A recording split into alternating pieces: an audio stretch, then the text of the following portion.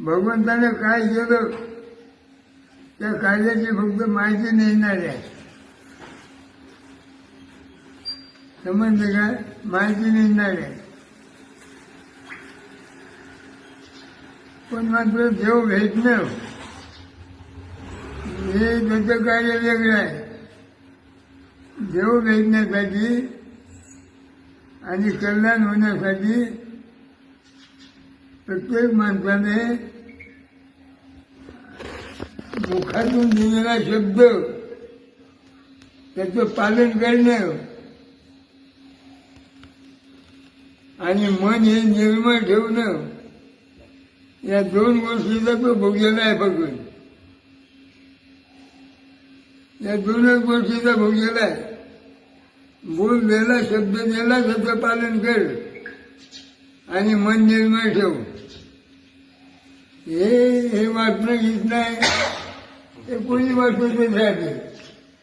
फक्त त्याला किंमत द्यावं लागते. ग्रंथ आहेत म्हणून ग्रंथ नाव करून ठेवलं देवाच्या तोंडात ते शब्द आहेत म्हणून. नाही इतिहास पुस्तक बालबोध बालवाडी उजळणी हे पुस्तकच आहेत.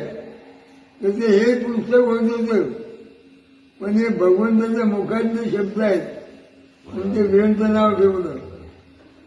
ते वाचताना आपल्याला त्याची माहिती मिळते भगवंताने काय केलं. तसं जर आपण वागलो केलं आणि मुखातले दिलेले शब्द पालन केले तर जरूर आपल्याला देव भेटल्याशिवाय राहत नाही. पण इथे तर मनही निर्मळ नाही. दिलेल्या शब्दाचं पालनही कोणी करत नाही. सेवा भक्ती करेल जमान्याचं खोटं बोलून दे. मला ताप आलते, मग संडास लागली होती, इतकं खोटं बोलते देवाची सेवा केल्याने. मग ते तसंच होते.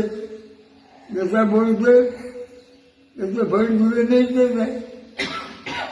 म्हणून देवभक्ती करताना सत्य सांभाळा, सत्य सांभाळून खरं बोलण्याचा प्रयत्न करा. तर देव तुम्हाला जरूर भेटणारच आहे. जय